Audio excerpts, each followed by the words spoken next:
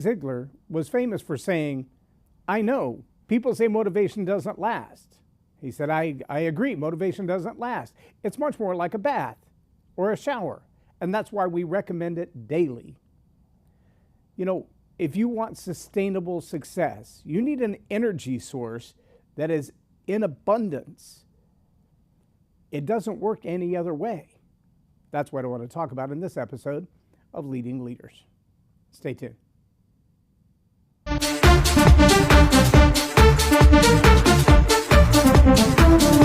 Think storytelling's just for bedtime? Nah, it's the secret sauce for business magic. Stuck in a rut with bland pitches and yawning clients? Enter Boost Your Business with Story Power. 6 weeks of epic storytelling training. It's like leveling up in a video game but for your career. Master the art of narrative and watch connections blossom like a viral TikTok. Simple, impactful, and game-changing. Ready to transform your biz vibes? Dive in now and make storytelling your superpower. Subscribe now for access to our extensive media library of leadership lessons promoting faith, family, and freedom. Begin your personal growth plan at storypoweracademy.com for leadership development and communication skills training. Subscribe. I'm Loren Norris with Leading Leaders Podcast. If you've been one of those people who sets goals, you establish them based on, well, like many organizations do. They look at last year's numbers. They look at the number of people served if you're a team or a ministry that provides a service to a community. They look at the number of customers added to the client base. We had 20 new last month. We had 50 new last month. We had 5,000 new last month, whatever that number is. But honestly, they look at the number from the previous month, last year, and they use that number times some random multiplier to pick the growth for the future. They look at the number that once was and say, based on what we have accomplished, now we know what we should accomplish. I want you to let that settle in for a second and then ask yourself, if you looked at any point in your life, in your relationships, in your bank account, in the progress toward the goals that you've already established. I want to lose X number of pounds. I want to run X number of miles. I want to win X number of games. I want to read X number of books. Whatever that target was, whatever that goal was, if you look at those things and you say, I want to make sure that I grow, I move forward, I accomplish more than I did last week, last month, last quarter, last year, last decade. If your only path forward looks at what you've done in the past, if your only measurement is past results times whatever that multiplier is, what are the chances you're actually going to grow into something greater than you've already been? Now, I understand there's a tension here. There's a balance of understanding in our own personal growth, in our leadership capacity, in our ability to run a business or produce sales or produce outcome. That tension says, on the one side, most people overestimate what they can do in 5 years. They underestimate what they can do in a day. Or vice versa. They think, today I'll accomplish all of these things. You ever look at your task list at the end of the day and realize, holy cow, there were 12 things on there and I only got 3 of them done? That's called the Pareto principle. If you don't know it, you should study it.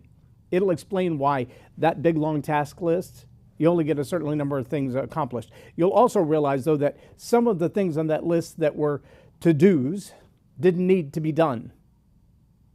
Elon Musk said something along the lines of, the smartest engineers find ways to solve a problem that shouldn't exist. Oh, let me see if I've got the exact quote. I know I have the exact quote because I took a picture of it. The most common mistake of a smart engineer is to optimize a thing which should not exist.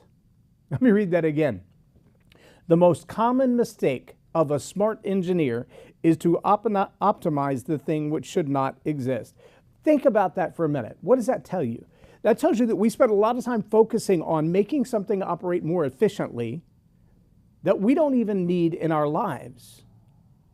If I spent my time dealing with the problems of, I don't know, a blender, if I spent 4 hours trying to rebuild a blender that I could have replaced for $20, the value of 4 hours of my time is worth significantly more than $5 an hour, in theory. And if that's the case, then I've optimized this old blender when replacing it would have made more sense. Throwing it away and finding another way would have been better invested time. Now, I know there are people who spend hours on Canva building their presentations. And about half the time that they spend there is choosing colors and font styles. Choosing colors and font styles. Now, let me just ask, if the font style is going to make a decision on whether or not people pay attention to your presentation, how good is your presentation? If the color scheme is going to decide whether or not they buy from you, how good is your offer? And I'm not saying that those things aren't important. I'm just saying sometimes we optimize for things that shouldn't exist. Could you close the same deal, make the same negotiation, offer the same training with a napkin and a crayon? If the answer is yes, then you're optimizing a thing that shouldn't exist.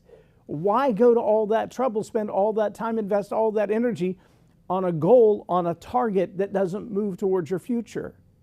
Now, if you're looking at the last event that you did and the slides on the screen were unreadable and you need to bump that up by a factor of 2 or 5 or 55 because they were horrible and you couldn't read them at all because the colors were washed out and the font was too small and you had 400,000 too many words on the screen, then yes, you probably should do that. But I'm going to ask you again, though, is this the best use of your time as the leader, as the manager, as the salesperson? And honestly, I'm reticent sometimes to pay somebody to design a slide or edit a video or do this. I've gotten really good in the last couple of years. It was hard. It was really hard to look at my success and say, that's not sustainable. Here's an example. Had a client, potential client, call me. We've just verbally put the deal together. It's not on paper yet, but I think this is a client and I think it's going to be a long-term relationship. But when they called me, they said, you know, this is what we'd like for a package of deliverables from you. We want you to do X, Y, and Z. And after the whole conversation was over, I said, you know, the X is my wheelhouse. X is what I do really, really well. X is my natural gift. It's what I've invested the most of my talents in. Why I've actually invested a lot of money in and a lot of time in, and it fits in my natural skill set and my natural wheelhouse, and I do it pretty well. And I can do X and Y together pretty well. I can speak on stage and film, and because I both run my own studio and I speak on stage, I know as a stage speaker what angles, what camera angles I want, like this one over here. See, not everybody gets this angle over here. That one angle sometimes means that shot over the shoulder out toward the audience. So when the audience raises their hands, you get both the hero shot of the speaker and the audience response. Because in a sizzle reel, you desperately want those kind of things to know you're not talking to a wall or just standing in an empty studio making a presentation. So X, I can speak from the stage, and Y, I know where to position cameras and how to film them, and I've invested a lot of money in being able to have the right kind of equipment to do that in the simplest fashion. One of those investments that I made was in the 4 figures, and that little investment is called a live switcher. And you'll notice while you're watching this video clip that it looks like I've got cameras all over the room, because I do. There are 5 of them in the studio right now, not to mention the digital feed where all of the ad rolls run from. But if I were trying to do all of that in post, I would spend days editing. I got time for that. And you know what else? To be honest, I suck at it. I hate doing it. I'm not good at it. And there are people who do it better, cheaper. And that's exactly what I told my customer. He said to me, can you edit these things down to these really cool sizzle reels? And I'm like, I could, but no. Because someone can do it better, someone can do it cheaper, and that's an absolute waste of my time. That's me optimizing what shouldn't exist. Could I watch YouTube videos and learn to be a better editor? I could. Do I care? No. No. There are people who do it better and they do it cheaper. And no amount of my effort is going to make me better or cheaper than the people already doing it better and cheaper. Besides, why would I work them out of a job? They need the money. I need to spend more time on stage. I need to spend more time serving my clients. I need to spend more time in the studio producing content. That's what I do. Coming up with new ideas. That's what I do. Writing the content that you see on this show. That's what I do. I need to be sustainable in my success doing that. And when I divert my energy elsewhere, that doesn't happen. So how many people have set goals simply based on the past? How many have set goals and said, well, I'm just going to take what I've always done and notch it up just a little bit? What if what you've always done is wasting all your time?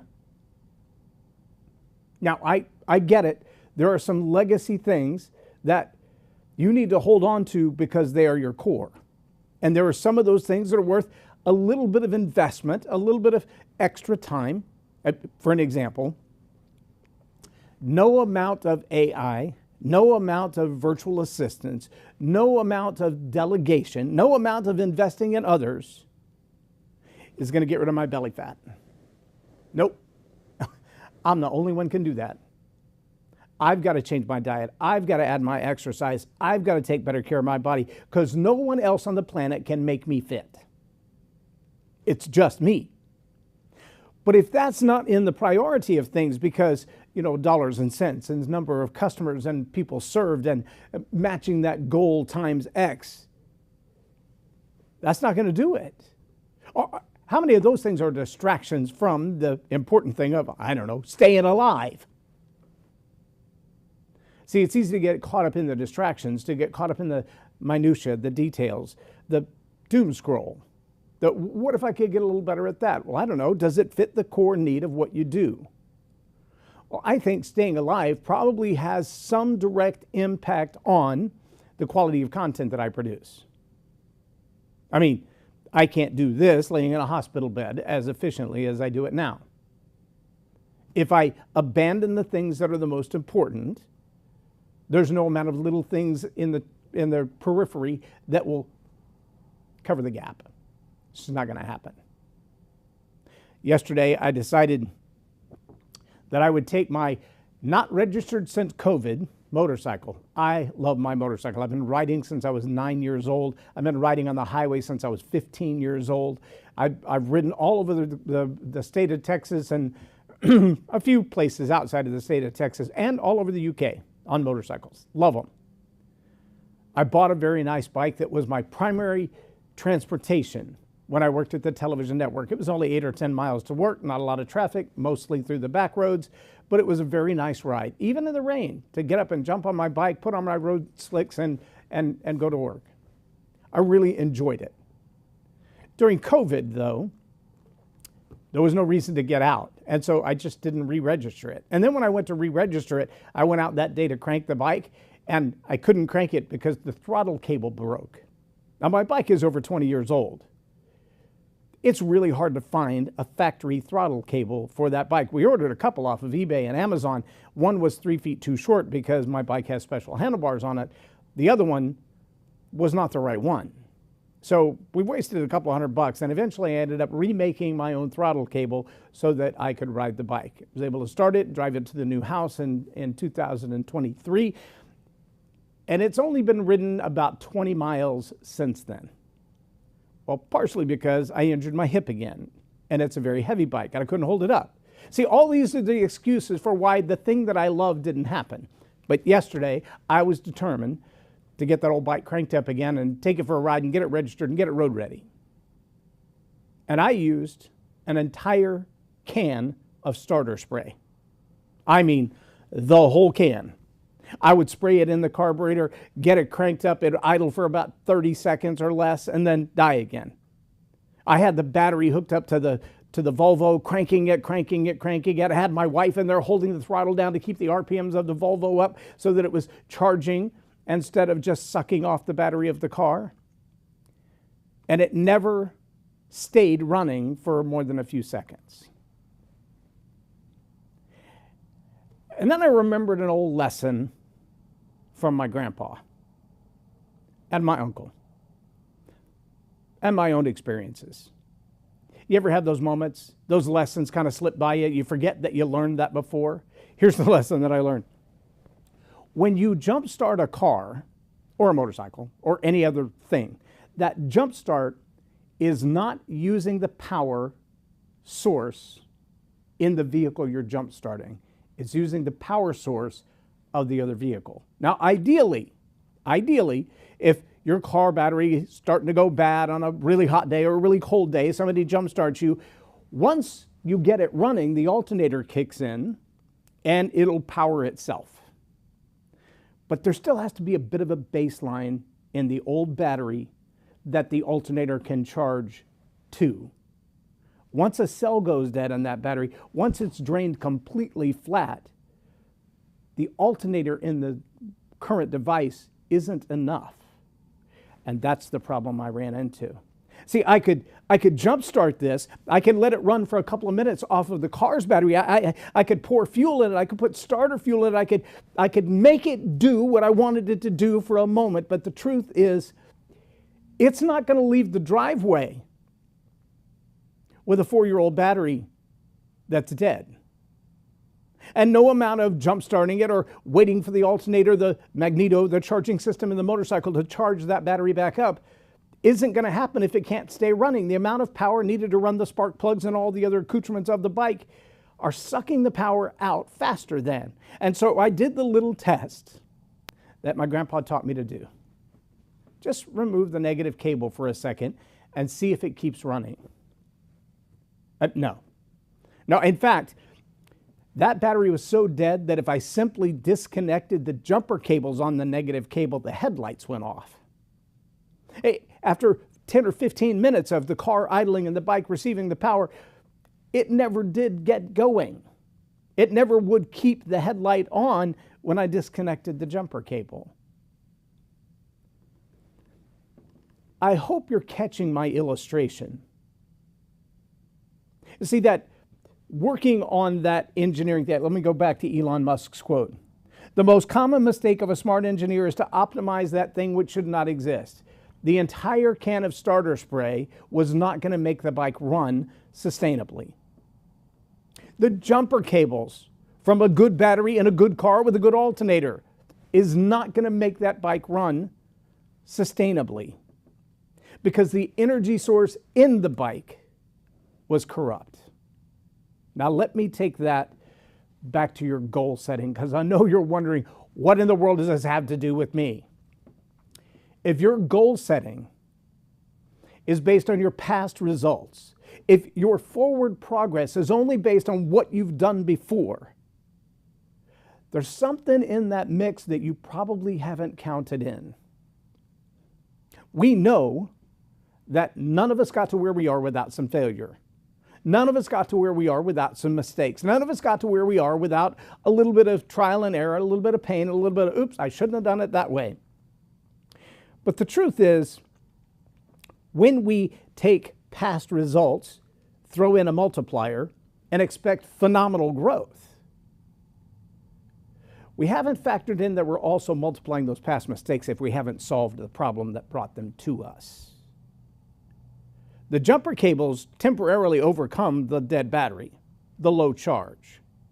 The starter spray temporarily overcomes the amount of power necessary to get that fuel pump started, to prime the pump, to get it to fire, and it did. That means all the spark plugs and all that stuff are actually functioning properly. That's good, but it's not sustainable because there's a deeper problem.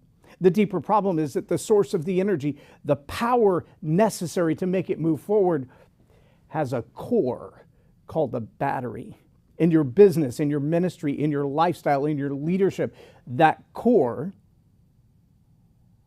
is a purpose.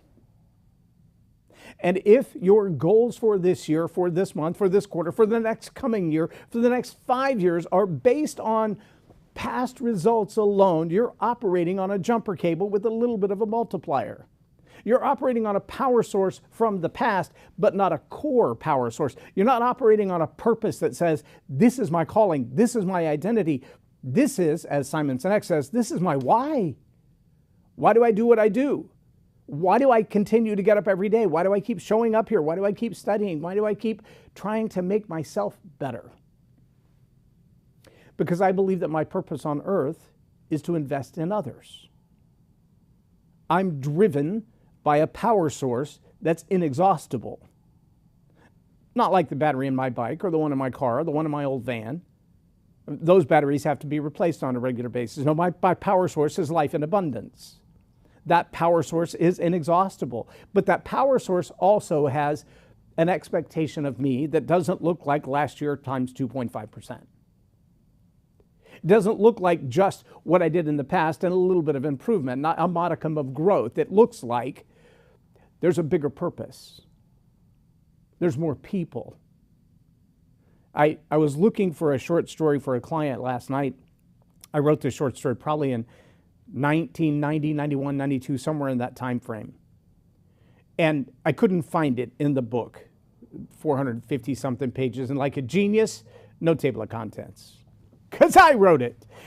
450 pages, I couldn't find what I was looking for. But I did stumble across a very short piece. And the title of the piece from 1995 was, "The Anointing is for Them." Now, it's easy just to read that title and think, that's somebody else's thing, that's somebody else's problem. Success is for them, not for me, it's for them. Big wealth, it's not for me, it's for them. Opportunity, well, it's not mine, it never has been, because if I look at the past, big opportunity, big money, big wealth has never been mine. So I can't multiply 0 times anything and get anything more than 0. See, a lot of people strive for a personal brand, and they put all the work into the personal brand, the right fonts, the right colors, the right nomenclature, the right title, the right subtitle, not just for their book, but for their life. Who am I? What do I do? But that personal brand times 0 past success is still 0. All of the effort you put into making you known, making you famous, making you powerful, making people recognize you, times 0 past results is still 0. And there are a lot of people, I believe, that like myself, look at that and go, well, success is for them. Hope is for them. Grand accomplishments, those aren't mine, those are for somebody else. And given the state of my life in that 1990 to 2000 range, it doesn't at all surprise me to think that I might have thought, that's not mine to have. Then I read the piece. It was only 2 or 3 paragraphs. Well, what it said was, remember that the anointing, the assignment, the calling, the purpose, the battery, the source in you isn't for you, and it's not about you. You've been given that source, that power, that purpose, that calling, that assignment, because they need you to show up ready to go.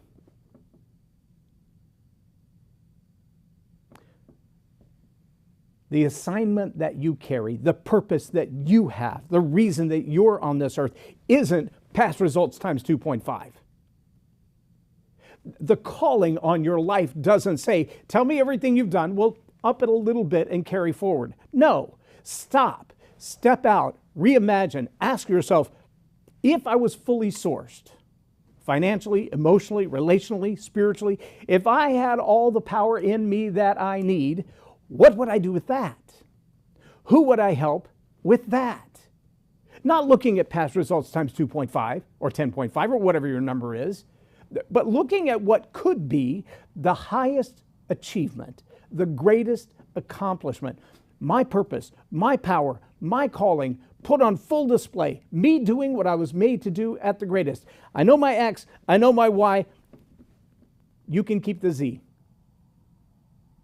I can speak from the stage, I can produce it in a solid way, but if you want somebody to edit it to maximize the TikTok algorithm, pay someone else. That's not my role. But what I do well, I don't do for this guy. The anointing isn't for me, it's for them. The calling isn't about me, it's about them. The purpose isn't that I get better. That's part of the process. I've got to get better at what I do. I've got to raise the skill set in the things that are my assignment. I've got to master the things that are mine to master. And stop dealing with all the stuff that's not. If it takes me 30 minutes to produce this show, I can produce 8 of them in the 4 hours it took me to rebuild the blender. You with me? Now, if I just love rebuilding the blender and that's like a sabbatical for me, that's a different thing. I don't. It's not. I won't. I'd rather be here. I'd rather spend 8 hours right here than 8 hours playing with a blender. True story. I'd rather spend 8 hours right here than 8 hours editing. True story. There are people who do it better and cheaper. Let them. You know what? It might be their highest calling. And by me trying to do the work in an inferior way, I'm robbing them of the opportunity to live with the power source that's already in them. I wonder if you've thought of it that way. Listen, sustainable success demands an inner power source. If you are not clear on what your purpose is, if you don't know why you do what you do, that's got to sit before who do you help and how. If those don't come together, then I wonder if you're missing some puzzle pieces. I went to a Coffee and Connections yesterday morning and they made us write on our name tag, do you prefer puzzles or Legos? And I thought, when I think of someone's story, they're both puzzle pieces that have to be put together. And oftentimes we don't even have an image on a box of what that's supposed to look like. And sometimes they're like a Lego. You've got all these pieces from different sets. They don't even match in color or size or shape. And you've got to figure out how to put them together. And sometimes people's story is the same way. But when you have a story that says, this is what I've done, and this is who I help and how, now you've got a narrative, at least you've got an image of where you go. But do you have a purpose? Or have you just picked a target audience based on their ability to pay?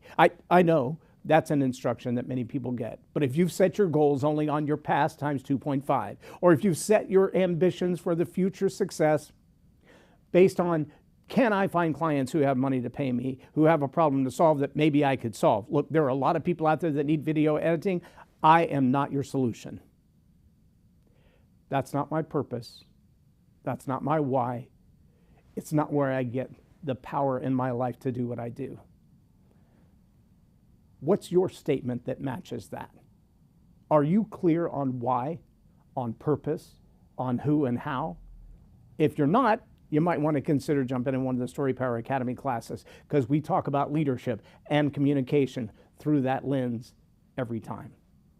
I'm Loren Norris with Leading Leaders Podcast for Tell It Like It Is TV. Have a blessed day.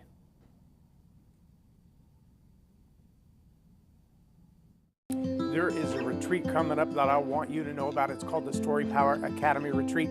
This Story Power Retreat is about focusing on your communication skills, taking them to the next level.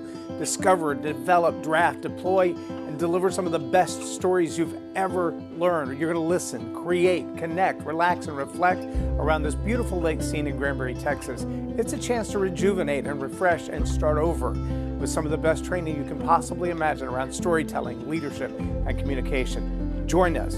Get away. Subscribe now for access to our extensive media library of leadership lessons promoting faith, family, and freedom. Begin your personal growth plan at storypoweracademy.com for leadership.